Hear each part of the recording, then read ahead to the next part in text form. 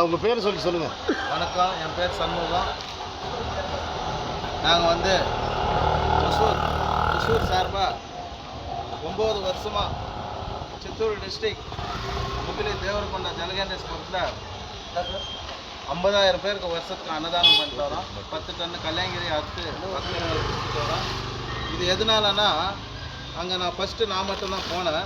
போய் எல்லாம் உடம்பு ப்ராப்ளம் இந்த மாதிரி இருக்கிறவங்கெல்லாம் நல்லா எனக்கு ஏகப்பட்ட பிரச்சனைங்க இருந்தது. கடன் பிரச்சனை இதெல்லாம் எல்லாமே கிளியர் ஆச்சு. அதுக்கப்புறம் என் கூட ஆயிரக்கணக்கான பேரை நான் தொடர்ந்து மாதம் கூப்பிட்டு போகும்போது எல்லாருக்கும் பிரச்சனை இது வந்து எல்லாம் சால்வ் ஆச்சு. அது அப்படியே பெருசாகி இப்போ அது வந்து பெரிய லெவலில் டெவலப்மெண்ட் ஆகிடுச்சு.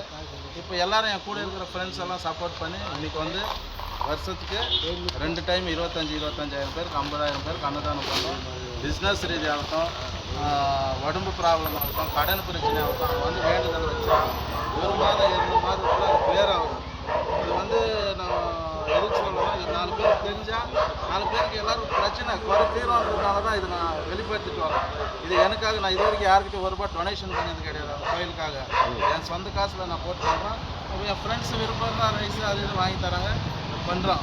No donation, no collection, only ஜலகண்டேஸ்வரத்தோட நம்பிக்கை. அவர் எல்லாரையும் காப்பாற்றிட்டு வர்றாரு. நீங்களும் வாங்க, நல்லா இருங்க, வேண்டுங்க. நன்றி.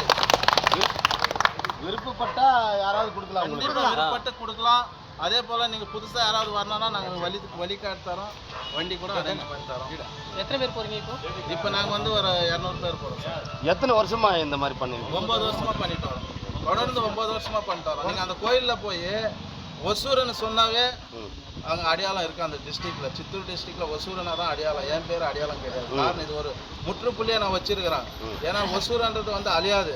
நம்ம இறந்தால் நம்ம பேர் இருக்காது. ஆனால் ஒசூருன்றது உலகம் அழியிற வரைக்கும் இருக்கும். நான் எங்கே போனாலுமே என்னோட ஊர், நான் பிறந்து வளர்ந்த ஊர் ஒசூர். இந்த ஒசூருன்றது வந்து ஒரு அடையாளம் காட்டணும். எல்லா மாவட்டத்துக்கு எல்லா டிஸ்ட்ரிக்டும் காட்டணும். ஒசூர்ன்றது தெரிவிக்கணுன்றது தான் என்னோட கோரிக்கை.